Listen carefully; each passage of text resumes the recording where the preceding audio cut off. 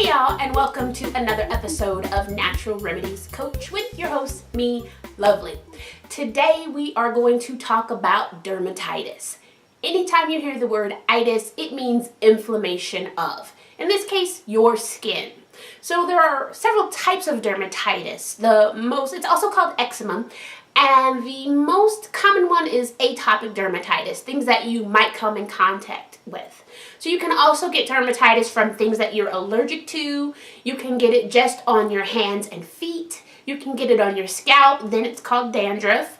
There is a type that you can get on your legs when your veins aren't delivering blood the way they're supposed to. There's even a type of dermatitis that more commonly affects men, and it appears like little dime-shaped rashes, typically on the back of their necks and on the back of their ear areas. So dermatitis is characterized by skin discoloration, cracking skin, scaling skin, and can even bleed. And conventional treatment calls for the use of steroids and antibiotics. Steroids are there to help with the rash and the itchiness, and the antibiotics are there to help with the infections that can come from the cracked and bleeding skin.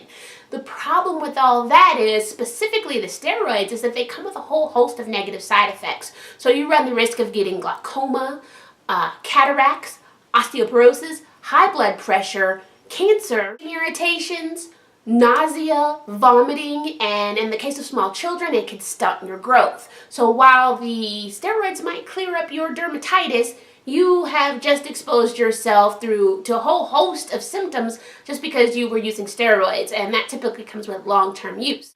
I've been dealing with dermatitis since I was 6 years old, and I use natural remedies to keep mine in check, and I'm going to share 6 things that I do that can be really, really helpful to help you alleviate your dermatitis. So number 1 is going to be neem. Neem is one of the best things that you can use anytime you have any problem with your skin whatsoever.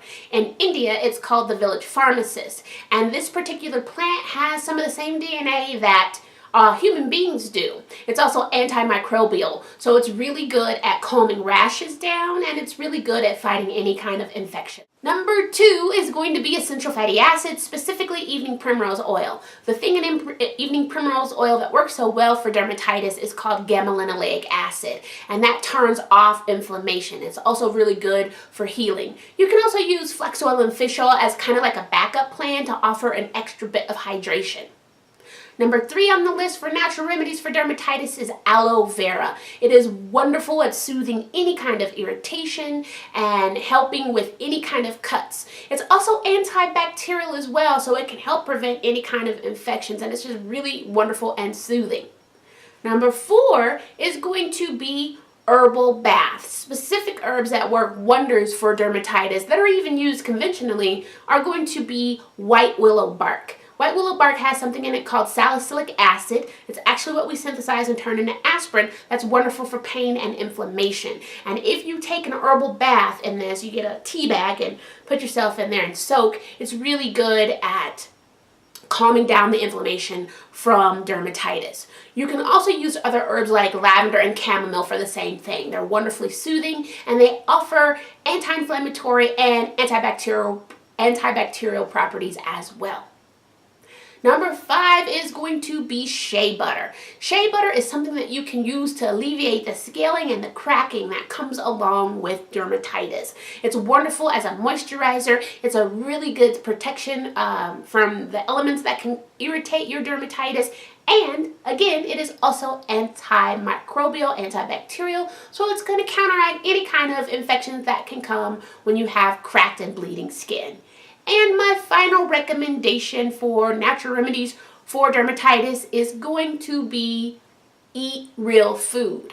A lot of times, super processed foods aggravate underlying health conditions, and dermatitis is no exception. A lot of those foods and sugars contribute to the bacteria that can cause infection, and you're probably allergic to some things that you're eating. Wheat is a huge culprit, gluten is a huge culprit that can make you have a dermatitis flare-up. I hope that you have found these tips helpful. If you did, please give me a thumbs up and remember to subscribe so you don't miss out on any of the videos.